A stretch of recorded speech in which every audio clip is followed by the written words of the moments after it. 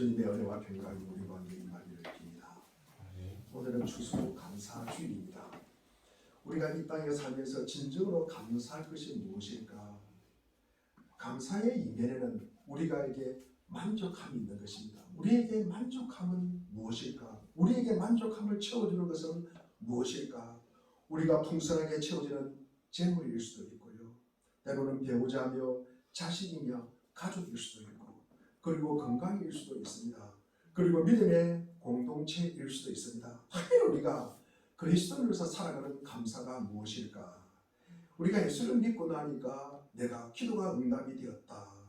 그리고 내가 병을 고침을 받았다. 내가 교회를 다니니까 참으로 자녀들이 잘 되더라. 여러 가지 우리가 이야기를 할 수 있을 것입니다. 그래서 그 다음에 어떻게 됐다는 것입니까? 그 다음에 어떻게 됐어요? 한스 킹이라는 사람은 왜 그리스도인인가라는 책에서 참 그리스도인은 참 사람이다. 인간의 소명은 자기를 넘어서는 데 있다. 자기 좋을 대로 살지 않는 것이 인간됨의 근본이라고 말합니다. 사람다운 사람이란 어떤 사람인가? 예수님이야말로 인간이 도달해야 할 가장 궁극적인 목표임을 암시합니다. 하나님과의 깊은 일치 속에 살면서 세상의 모든 아픔을 부둥켜 안고 십자가의 죽음을 통해서 온 인류를 하나님께로 인도하시는 분을 가리켜서 우리는 길이요 진리요 생명이라고 고백합니다. 예수님을 믿는다는 것은 그런 주님의 마음을 가슴에 품고 살아가는 것입니다. 그것이 참 사람됨의 길이다. 우리는 지금 그 길을 잘 걷고 있는지요? 당대 우리나라 최고의 지성인 중 한 분이신 이어령 선생님께서 돌아가시기 직전에 한 기자와의 대담을 기록한 마지막 수업이라는 책이 있습니다. 지난번에도 제가 한번 소개를 한 적이 있습니다. 이분의 책에서 가장 많이 등장하는 단어가 무엇일까? 이분 책에 가장 많이 등장하는 단어가 무엇일까? 죽음이라는 거죠. 죽음. 메멘토 모리. 라틴어로 죽음을 기억하라. 죽음을 상상하라는 것입니다. 제가 오늘 추수감사주일인데 이게 죽음을 기억하라는 말씀을 전하를 하고 제가 오랫동안 이 말씀을 준비를 했습니다. 우리의 삶의 가장 기본이 죽음이 아닐까. 그리고 우리가 믿음의 그리고 모든 삶의 가장 근원은 죽음에서 시작되는 것이다. 제가 교회를 다니고 목회를 하고 그리고 제가 목사가 된 이유도 이 죽음을 제가 가르쳐 줘야 되겠다라는 생각을 오래전부터 하였습니다. 그래서 우리가 평소에 추수감사주님은 너무 풍성한 것을 우리가 말씀하지만도 우리의 믿음의 가장 그리고 가장 기본적인 우리의 삶의 가장 기본은 죽음이라는 사실을 제가 말씀해 주고 싶습니다. 이어령 선생님께서 이 마지막 수업이라는 책에도 죽음이 무엇인가를 알면 삶이 무엇인가를 알게 된다는 거죠. 죽음이 무엇인가를 알게 되면 우리의 삶이 무엇인가를 알게 된다. 그래서 마지막을 생각하는 거죠. 그리고 끝을 갖다가 상상해 보라는 말입니다. 돌아보면 이어령 선생님께서 이 한 시대를 갖다가 풍미하면서 살았습니다. 지성인으로서 태어나서 대중 앞에 서서 말하고 쓴 많은 책, 그것을 갖다가 한 문장으로 압축하면 무엇이냐? 메멘토 모리라는 거죠. 죽음을 기억하라. 죽음을 상기하라는 것입니다. 로마는 정복 전쟁을 참 많이 합니다. 그 장군들이 전투에서 승리를 합니다.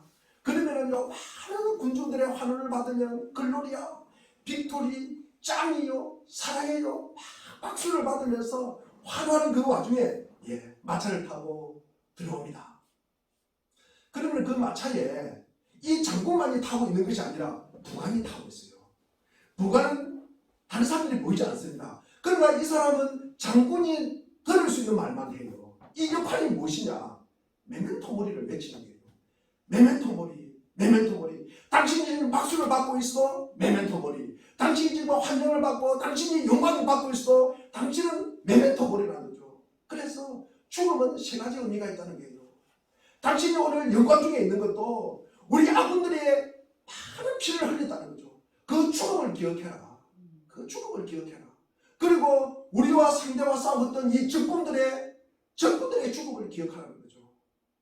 적군들의 죽음을 기억하라. 그리고 세 번째로는 당신도 죽을 것이다. 당신도 죽을 것이다. 당신도 반드시 죽을 것이라는 것을 기억하라는 것입니다.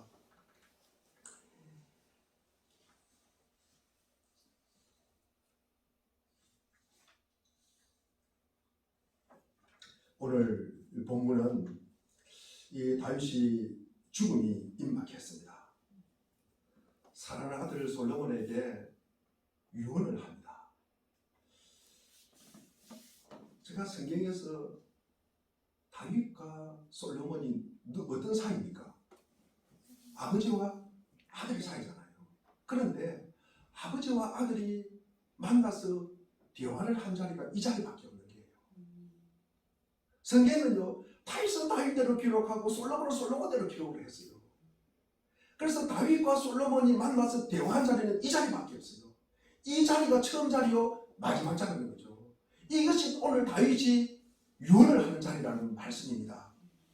1절에 보니까 다윗은 세상을 떠날 날이 가까워서 아들 솔로몬에게 유언을 하였다. 나는 이제 세상 모든 사람이 가는 길로 간다. 여호수아도 이런 이야기를 했어요. 23장 14절에 보니까 나는 오늘 온 세상이 가는 길로 간다. 나는 이제 모든 사람이 가는 길로 간다라는 말이 무엇입니까? 죽을 때가 됐다. 내가 죽음이 임박했다. 죽음이 내게 가까이 왔다. 우리가 싫지만 가기를 거부하지만 그래도 가야 하는 길이 죽음의 길입니다. 그리고 아들 솔로몬에게 너는 굳세고 장구당하야 한다. 3절에 그리고 너는 주 너의 하나님의 명령을 지키고 모세의 율법에 기록된 대로 주님께서 지시하는 길을 걷고 주님의 법률과 계명 주님의 율례와 증거의 말씀을 지키라. 그리하면 네가 무엇을 하든지 어디를 가든지 모든 일이 뭐 할 것이다? 행통할 것이다. 아버지가 아들에게 널 죽음을 기억하고 모세의 율법을 말씀에 순종하고 살면은 네가 무엇을 하든지 네가 어디를 가든지 잘 될 것이다. 행통할 것이다. 부모가 자식에게 해주는 유언의 말입니다. 우리가 잘 되시기를 바랍니까? 행동하시기를 바랍니까? 그렇다면 오늘 말씀을 통해서 은혜 받는 귀한 시간이 되기를 바랍니다. 뭔가 모르게 제가 죽음의 이야기를 하니까 분위기가 좀 가라앉는 것 같아요. 왜 아버지가 이 세상을 하직하면서 자식에게 할 말이 참 많을 것인데 가장 중요한 말인 유언, 이 땅에서 애기가 자식에게 하는 마지막 말, 잘되고 행통하려면 그 전제가 늘 죽음을 기억하라는 말입니다. 2절에 나는 이제 세상의 모든 사람이 가는 길을 간다. 죽음을 기억하라. 나도 죽지만 사랑하는 아들 너도 죽음을 잊지 말아라. 이 죽음이 우리에게 무슨 의미가 있을까? 죽음은 우리를 본질로 돌아가게 하는 것입니다. 죽음은 우리의 중심을 잡아주는 거예요.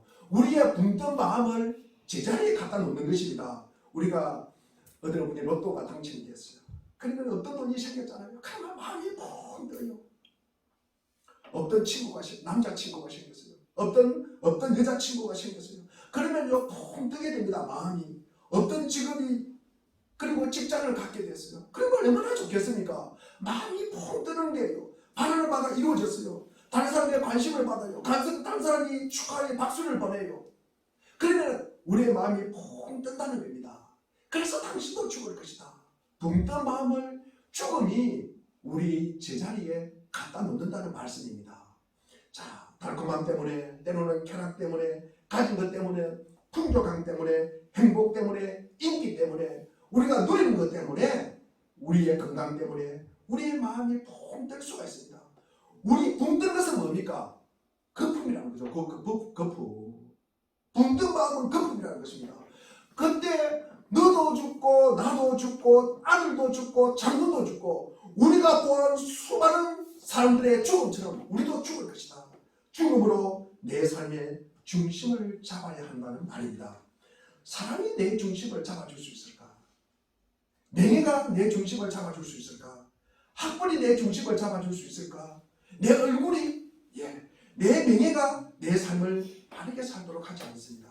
옷이 날개라고 합니다. 우리가 옷을 잘 입으면 우리의 마음이 우리의 중심을 잡아주니까 멋진 소비가 내 삶의 중심을 잡아주니까 멋진 여행이 그리고 맛있는 음식이 우리의 삶의 중심을 잡아주니까 나는 죽는다. 나는 죽게 된다는 사실을 알 때 우리의 삶을 바로 잡아준다는 것입니다. 내 삶의 의미를 놓치고 내 삶의 목표가 없을 때, 내 삶의 가치를 잃을 때 나는 왜 살지? 내가 지금 무엇을 하고 있는 것인가? 나는 어디서 와서 지금 어디로 가고 있는 것인가? 그때 우리의 중심을 잡아주는 것이 메멘토 모리라는 거예요. 죽음을 기억하라. 내가 죽는다는 것을 알 때 그때 비로소 나는 무엇을 위해 사는 것인가? 나는 어떻게 살 것인가를 알게 된다는 것입니다. 현대인들은요, 죽음에 대해서 좀 생각을 하지 않습니다. 그래서 교회도 죽음에 대해서 설교를 하지 않습니다. 잘. 특별히 젊은이들, 죽음은 멀리 있는 것이라고 생각해요. 죽음은 나와 상관이 없는 것이라고 생각해요. 죽음은 남의 것이라고 생각합니다. 그래서 우선 죽음이 오지 않을 일일 것이다. 그리고 두 번째로는 내가 죽음을 갖다가 피할 수 있을 것이다. 요즘은 의술이 얼마나 발달되어 있습니까? 과학이 발달되잖아요. 내가 몸 관리 잘하고 내가 잘하면은 내가 죽지 않을 것이라고, 죽음을 피해갈 것이라고 생각합니다. 세 번째로는 죽음은 아주 예외적인 현상이다. 이상한 일이라고 생각합니다. 그러나 그렇지 않습니다. 죽음은 반드시 옵니다. 죽음은 누구도 피할 수가 없습니다. 죽음은요, 이상한 것이 아니라 아주 자연스러운 현상이라는 것입니다. 여호수아도 다윗도 마찬가지, 믿음종 이런 사람도 마찬가지예요. 왕도, 장군도, 그리고 종도, 우리도, 여러분도 죽습니다. 모두 죽습니다. 지독한 예언입니다. 우리가 듣기 싫은 예언입니다.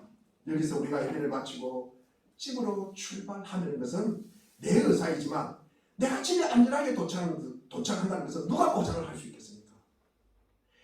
그래서 도착하는 것은 하나님의 은혜입니다. 우리가 아무렇지도 않게 눈을 감았다 떴다 합니다. 아무렇지도 않게나 우리가 잠들고 깨곤 합니다. 그러나 우리가 할 수 있는 것은 잠자리 펴는 거예요. 우리가 잠자리 펴는 거예요. 그리고 잠자리 펴서 눕는 것까지입니다. 내일 우리가 눈을 뜬다는 것은 하나님의 은혜입니다. 우리는 그렇게 하루하루를 살면서 당연한 것처럼 보이지만 당연한 것이 아닙니다. 그래서 우리는 죽음을 기억하고 죽음을 상기하고 죽음을 준비를 해야 하는 것입니다. 세상의 지식은요, 어떻게 하면 잘 사는가? 그것을 이야기하는 거예요. 어떻게 하면 오르는 주식을 사고요. 어떻게 하면요, 아파트를 잘 장만하고요. 어떻게 하면 좋은 차를 사고요. 어떻게 하면 건강하게 잘 사는데 초점을 맞추고 있습니다. 그러나 성경은 어떻게 하면 잘 죽느냐를 이야기하고 있습니다. 잘 죽느냐를 통해서 우리가 이 땅에 어떻게 살아가야 할 방법을 갖다가 나온다는 말씀입니다.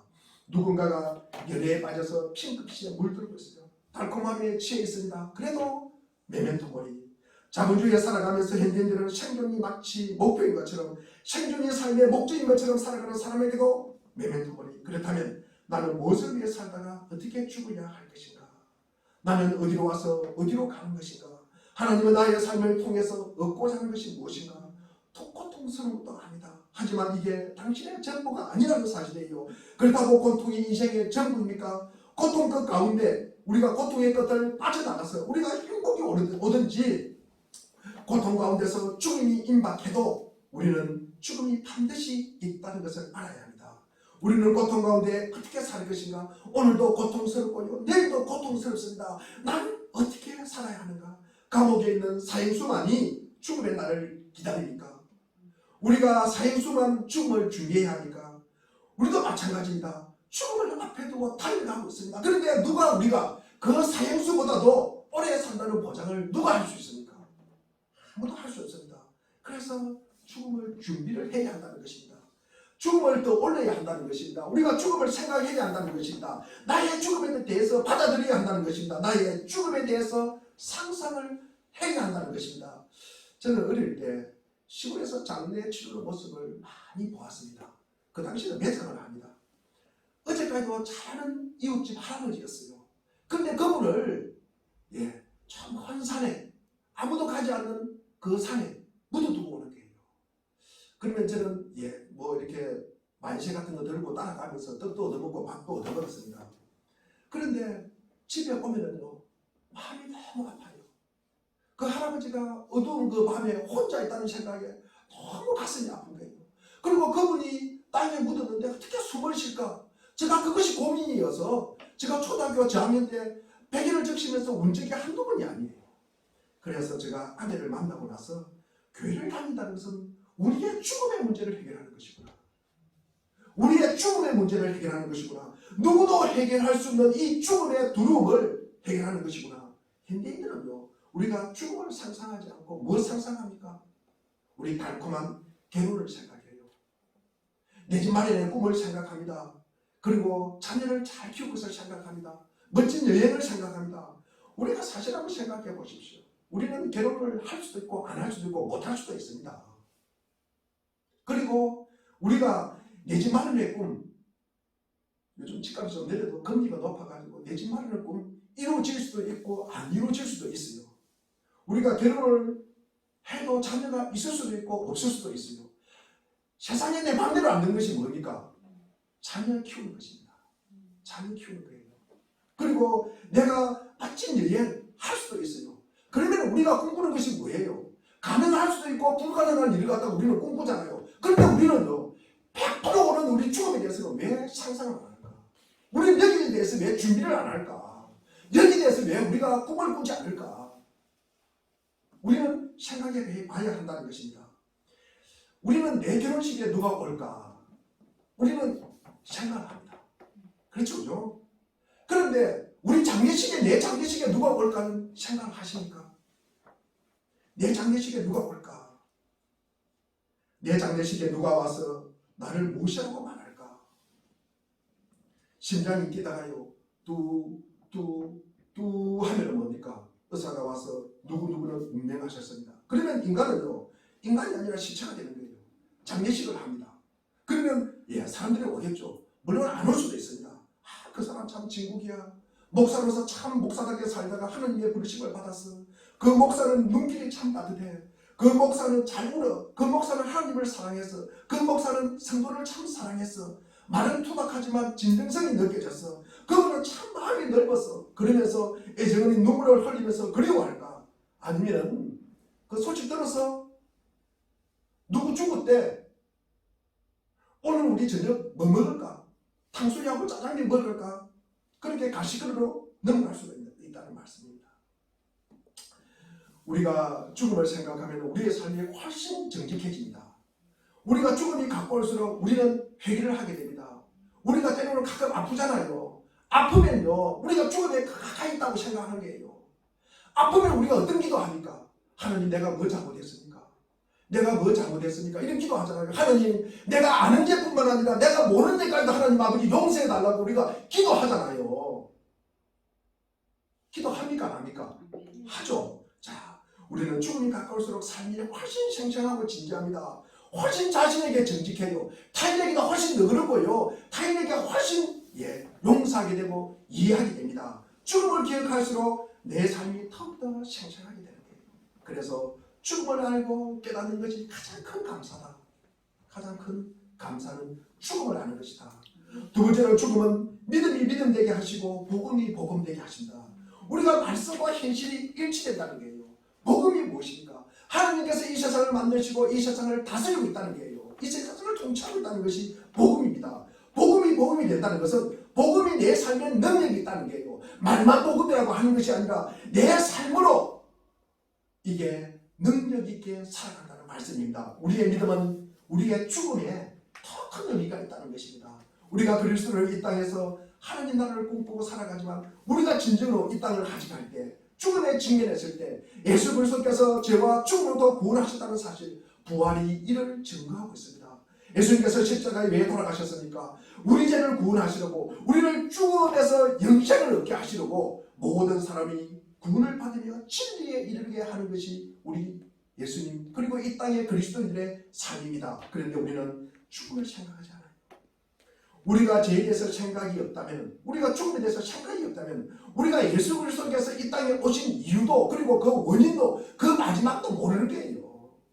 모르는 것입니다. 예수 그리스도 오심에 대해서 의미와 가치를 갖다가 모른다는 말씀이에요. 우리가 주일은 그냥 하루 쉬는 날, 그냥 친구 만나고 노는 날 정도로 받아들인다는 거예요. 죽음을 우리가 생각하지 않았기 때문에 말만 복음이지 복음의 능력도 힘도 없는 거예요. 믿음이라고 우리가 말은 하지만 믿음이 무슨 능력이 있고 믿음이 우리를 구원한다는 것을 알지도 깨닫지도 못한다는 말입니다. 믿음의 삶도 전혀 경험하지 못하는 거예요. 복음은요, 이 죄와 죽음과 밀접한 관련이 있다는 것입니다. 복음은 우리를 죄에서 자유롭게 만들어요. 이 복음은 우리를 죽음으로부터 해방을 갖다가 하는 것입니다. 그리하여 영원한 생명을 얻는 것. 그렇습니다. 복음이 우리에게 말하는 것은 딱 두 가지예요.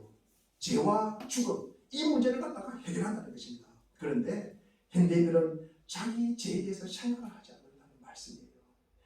현대인들은 죽음에 대해서 생각을 안 합니다. 그러니까 이게 필수가 아닌 옵션을 가지고 붙잡고 있다는 거죠. 내가 예수 믿고 잘 되었다. 내가 예수 믿고 집 샀다. 내가 예수 믿고 건강했다. 내가 예수 믿고 자기가 시험에 합격했다. 취직했다. 그런 이야기 하는 거예요. 자, 그래서 어떻다는 겁니까? 그리고 문제가 생기면 방황하고요. 상처받았다 그러고요. 누구 때문에 교회 못 간다 그러고요. 그것은요, 우리가 필수가 아닌 옵션만 붙잡고 흔들리기 때문에 그렇다는 말씀이에요. 옵션만 보인다는 말씀이에요. 필수는 잊어버리고 옵션을 얻으려고 우리가 믿음 생활의 본질을 갖다가 우리가 놓치는 거예요. 우리는 부할 수도 있고요. 우리는 가난할 수도 있고요. 우리는 아플 수도 있고 우리는 건강할 수 있습니다. 그런데 죽음에 대해서 알려고 하지 않는다. 우리가 해서 죽음에 단어조차도 우리가 불길한 것으로 여긴다는 말씀이죠. 사실 우리는 외국인 선교사들의 많은 죽음을 위해서 우리에게 복음이 전해졌습니다. 죽음은요, 믿음을 사는 사람과 너무나 가까이 있는 게예요. 가까이 있는 게예요. 죽음은 믿음과 밀접한 관계를 가지고 있다는 것입니다. 오래된 도시에는 반드시 그 도시에 공동묘지가 있습니다. 외국도 마찬가지입니다. 큰 도시의 가장 중심에, 가장 좋은 자리에 공동묘지가 있어요. 인천도 물론 부평에 있지만도 너무 외져요. 우리는 일상생활을 하면서도 공동묘지를 볼 수가 있어야 됩니다. 사실은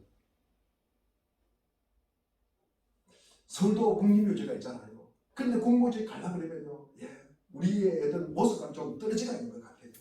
저도 삶이 밍숭밍숭하고 매너리즘에 빠지고 사역이 일이 되고 그리고 부담이 될 때 목회가 이런 것인가?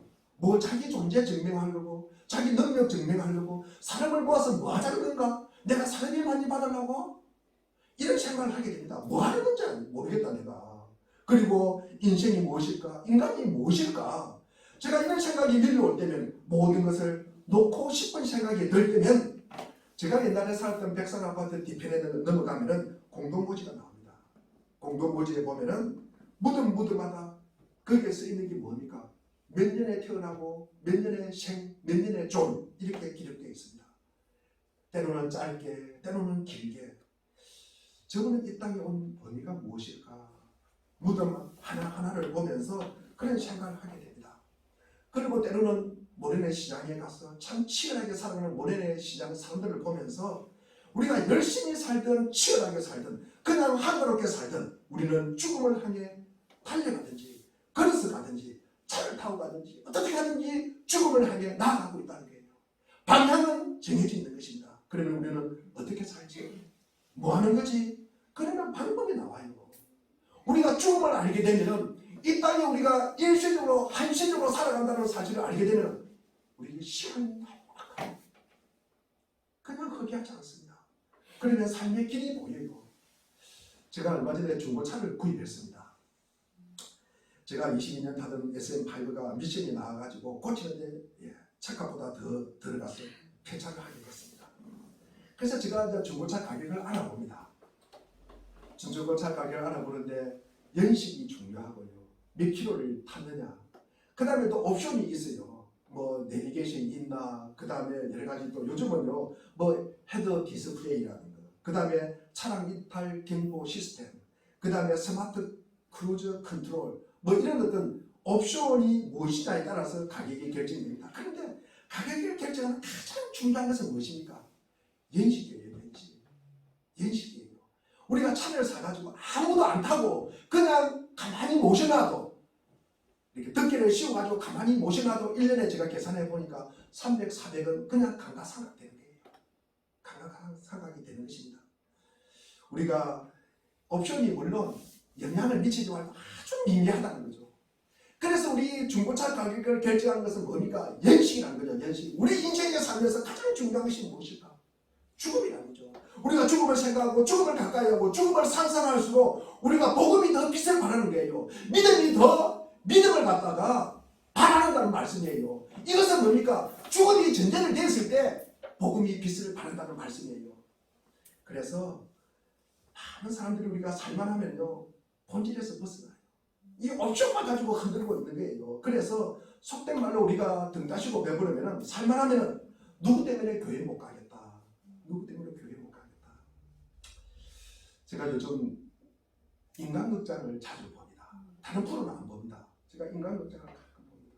거기 보면요 9명 자녀를 낳아서 키우는 사람, 11명을 낳아서 키우는 사람, 그 다음에 입양을 5명하고 자기 애가 3명이고 뭐 이런 분들의 이야기가 참 많이 나와요. 한 분은 여성분인데 이 팔이 없어요. 철도길에 이게 다쳐가지고 그분이 그런 이야기를 해요. 자기가 옛날에 시장 바닥에 가서 이렇게 물건을 팔아요. 고추 장사예요. 그분이 고추를 팔아요. 그러면 부끄러운 줄을 몰랐대요. 왜? 이게 생존의 문제가 달려있기 때문에 전혀 부끄러운 줄을 몰랐대요. 근데 요즘은 자기가 조금 돈을 벌고 살만하니까 부끄러운 줄을 안 돼요.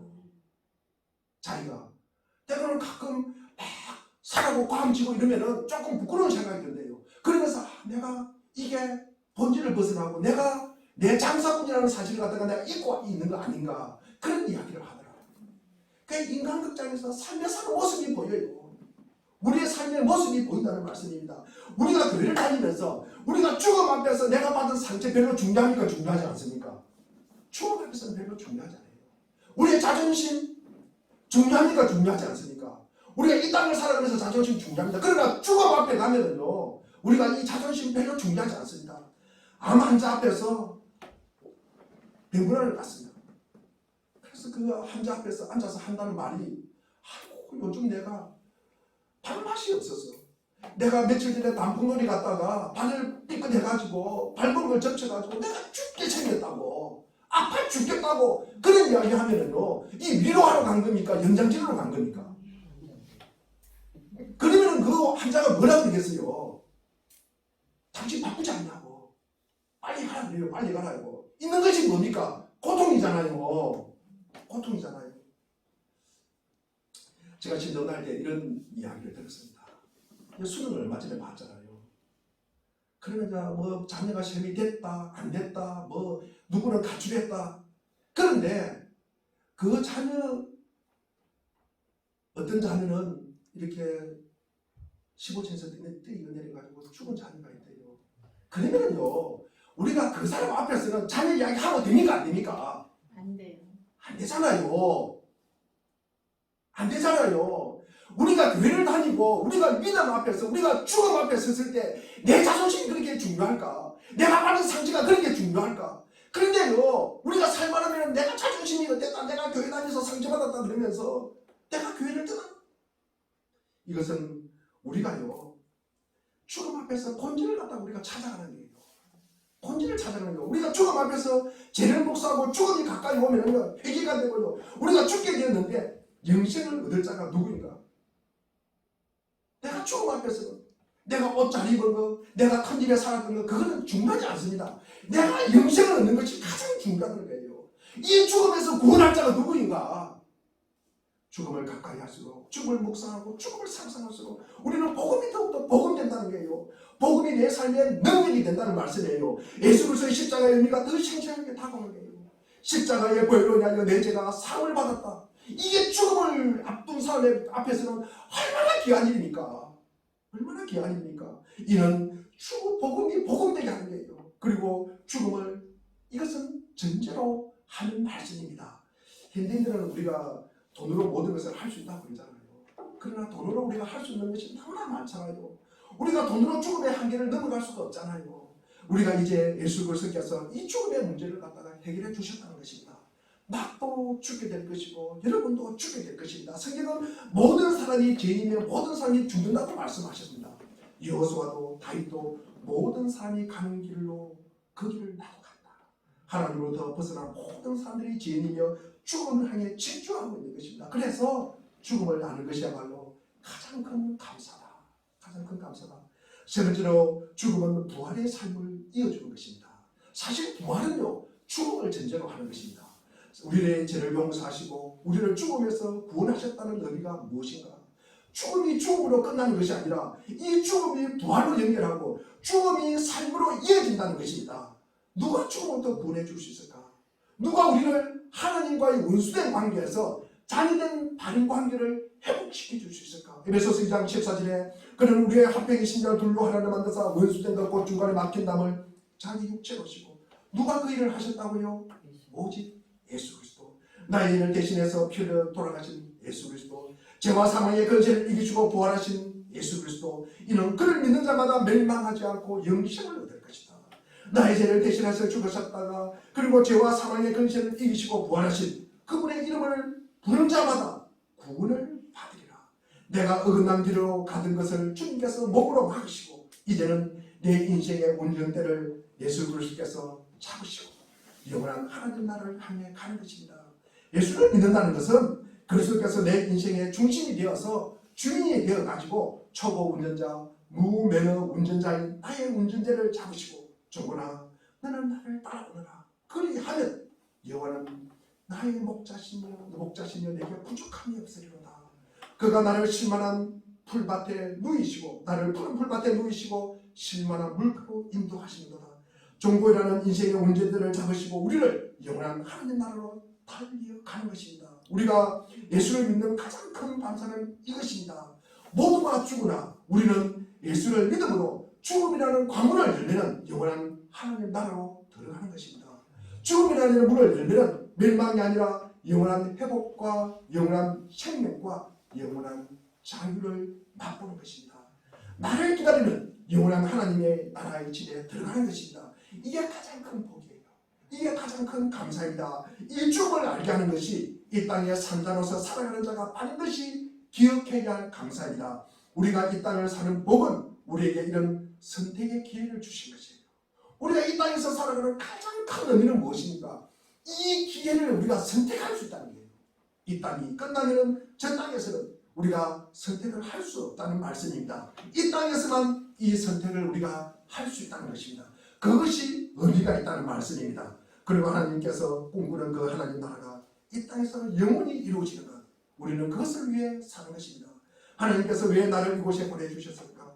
우리의 운전대를 잡으신 그분께서 운전대를 잡으시고 그분의 말씀대로 그분의 뜻이 하늘에서 이루어진 것 같이 이 땅에서 이루어질 줄로 믿습니다.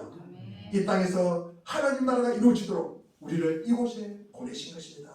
우리를 그 가정에 보내시고 그 직장에 보내시고 그 학교에 보내시고 또 이 교회 공동체에 보내신 것입니다. 얼마나 잘 나가느냐, 얼마나 치질하게 살든지 전혀 상관없이 이 모양 이 모습으로 보내신 것입니다. 하나님께서는 우리를 통하여 이 땅에 영원한 하나님 나라를 이루시기를 원합니다. 그 하나님 나라의 비밀을 깨닫고 그리고 경험하고 우리가 가르치고 그리고 전하는 것입니다. 이게 감사입니다. 우리는 그 일에 쓰임받기를 원합니다. 여러분을 통하여 그 놀라운 일이 이루어지기를 원합니다. 예수님을 믿는다는 고통이 고통스럽지 않습니까? 그렇지 않습니다. 우리가 사는 것이 고통스럽듯이 우리가 죽는 것도 고통스럽습니다. 사는 것이 버겁듯이 죽음도 버거울 것입니다. 삶을 피하고 싶듯이 죽음도 피하고 싶을 것입니다. 그러나 우리는 하나님 나라를 향해 가고 있는 것입니다. 연식이 오래되어 가지고 천천히 가든 빨리 가든지 가고 있습니다. 그 하나님 나라의 목적지를 향해서 내 삶의 중심을 잡고 가는 것입니다. 좋은 차를 타든 가다가 휴게소에서 맛있는 음식을 먹든 빨리 가든 천천히 가든 모두가 메멘토 모리입니다. 우리는 좋은 차를 타는 것을 부러워합니다. 그리고 빨리 가는 차를 부러워합니다. 그러나 가장 좋은 목적지를 우리는 향해서 달려가고 있습니다. 우리가 영원한 나라도 없고 부활이 없다면 그냥 오늘 그냥 마시고 먹고 하시면 됩니다. 부활이 없다면 우리가 오늘 여기서 모여서 뭐 하자는 것입니까? 그냥 아픔이 많은 분들이 모여서 그냥 서로 위로하자는 것입니까? 그냥 넋두리 하자는 것입니까? 아닙니다. 위로는 우리가 다른 데서도 얼마든지 받을 수가 있습니다. 우리가 교회에서 받을 수 있는 위로가 우리가 죽음을 안다는 것입니다. 우리는 부활이 있고 영원한 생명이 있고 그러므로 우리는 그분을 향해서 얘기하며 찬양합니다. 예배 중에 주신 말씀으로 성령의 인도하심으로 우리가 살아가는 것입니다. 그래서 그 나라가 보이는 사람과 그 나라가 보이지 않고 이 땅이 전부라고 생각하는 사람과 삶의 모습이 달라요. 삶의 질이 다릅니다. 한번 생각해 보십시오. 왜? 그 목적지가 다르기 때문입니다. 제가 좀 늦게 군대를 갔습니다. 26세 군대를 가가지고 농산훈련소에 4주 훈련을 받고 후반기 교육을 갖다가 2주를 받고 줄 하나를 달고 자대에 배치를 받습니다. 그러면요, 이 짝다리를 짚고 서가지고 있는 병장들이 불러요. 그러면 관단 성명을 대고 이병, 강종호 그러면서 어떻게 합니까? 저보다 나이가 5살, 6살 작아도 어떻게 해요? 그러면 안경을 벗으라 그래요. 나는 때릴 줄 알았어요. 근데 두 손바닥으로 눈을 갖다가 누리라 그럽니다. 그러면서 뭐가 보여? 그래요. 뭐가 보여? 아무것도 안 보입니다. 아무것도 안 보입니다. 그래요. 그러면 병장이 하는 이야기가 그래요. 거기 너 군생활이야. 30개월인데도 안 보여요. 30개월인데도 안 보여요. 내가 줄 내기를 달 수가 있을까? 내가 제대를 할 수가 있을까? 내가 바깥에게 내가 나갈 수가 있을까? 30개월인데도 안 보입니다. 제가 서울 송파에서 근무를 했거든요. 저는 사복을 입고 근무를 했습니다. 그래도 그래요. 내가 자유인이 되고 내가 자유롭게 산다는 것은 상상할 수가 없습니다. 상상할 수가 없어요. 안 보이니까 뭡니까? 그 아이의 삶이 전복되는 거예요. 사소한 것에 목숨 거는 거예요. 그 당시 그 들어가면요, 닭강정에 목숨 걸고요, 초코파이에 목숨 걸고요, 컵라면에 목숨을 걸어요. 우리 밖에서 그거 잘 먹지도 않습니다. 밖에서 그거 잘 안 먹어요. 처음 갔는데요, 컵라면을 갖다가 끈데기가 다 던지 먹고 그걸 주면서 저보고 국물을 한번 마시라 그러는 거예요. 와, 지금 눈물이, 아니 이걸 갖다가 먹으라고 주는, 근데 그 고참은요 내게 엄청나게 선심을 쓰듯이 하는 거예요.